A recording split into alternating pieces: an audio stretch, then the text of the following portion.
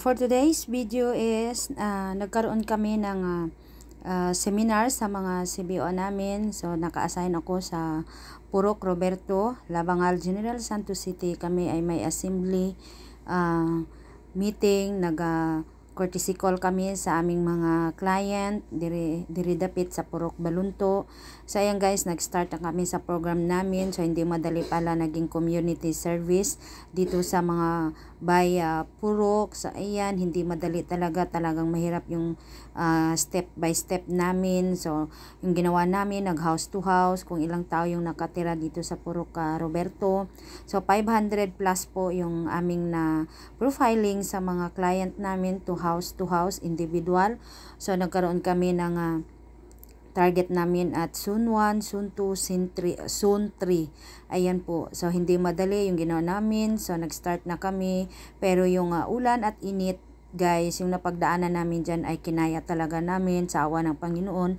Nakapagtapos na din kami dahil sa experience namin na nag-field kami, field 2. So ayan guys, na-enjoy naman yung mga CBO client namin at ang dami nila. So, I'm not expected na maraming nag-attend guys sa ginagawa namin. So, ayan, na-enjoy namin. So, nagkaroon kami ng invite sa purok, sa mga purok, yung chairman at sa barangay Labangal ng mga kapitan na yung mga kagawad. So iba-iba na mga invite namin.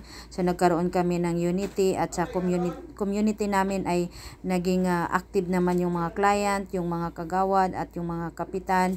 So ayan guys, so nagbigay kami ng certificate nila individual, and then pagkatapos niyan ay naging na-approve yung mga ginagawa namin sa pagpatayo ng ng CBO na nila, yung pagtayo kami ng isang house na kubo ba sa Bisaya, kubo, yung para dyan sila mag-duty every evening, every schedule the duty of CBO. So ayun guys, so ang dami nila.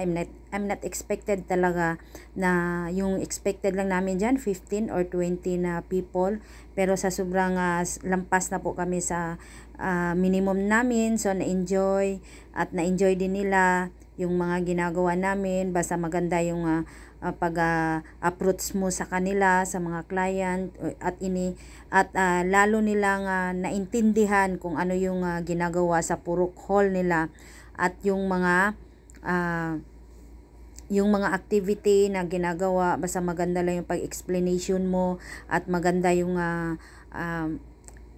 pakikitungo mo sa kanila at lalong lilinawin mo kung ano yung dapat gawin. So yan, so masaya naman kami, nag-enjoy kami sa ginagawa namin dahil kami ay tapos na sa aming ginagawa. So excited naman kami magre-report. Hindi pa yan tapos guys, dahil gumagawa pa kami ng mga files namin kung anong ginagawa namin sa field 2.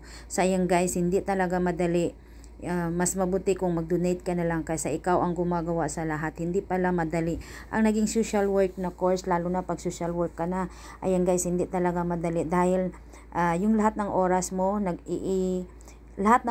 ibibigay mo talaga sa mga client mo sa community. So dahil ikaw ay naging leader at ikaw yung may capacity na yung ganyan ng mga bagay, at ikaw yung may tiwala sa sarili na sinasabi ko na hindi kaya, pero kinaya pala namin na kami na mga estudyante, kahit kami ay wala pang experience. So ayan, na-enjoy rin namin yung mga couple, yung mga client namin sa CBO team. So ayan guys, so pinapapunta namin sila doon sa beach. Kami ay naman din kami, may unity.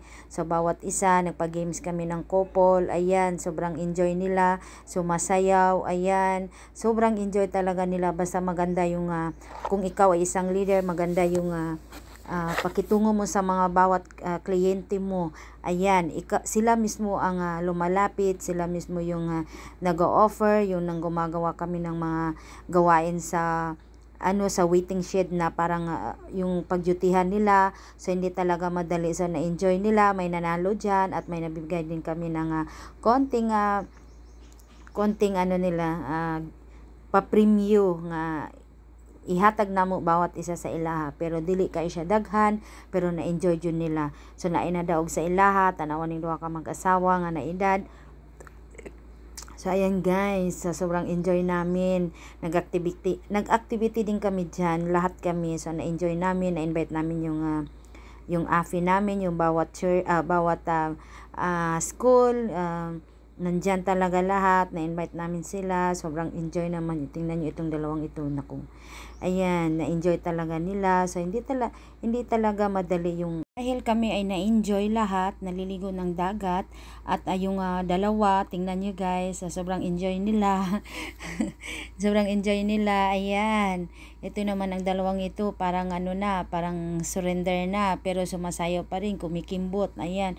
Yung namin dyan, sobra talagang enjoy. Ayan, titingnan mo itong dalawang ito, nagbabayle na, para ito yun naman yung dalawang ito, parang nagbubudots na silang dalawa, pero ang papremyo niyan guys ay 50 pesos lang pala, o diba? Sino magbibigay sa'yo ng 50 pesos, nasa tabing dagat ka, so masayaw ka lang ng kamatis couple, o diba? So ang ganda talaga, tingnan mo itong isa, parang yung sipon niya lumalabas na, ayan guys.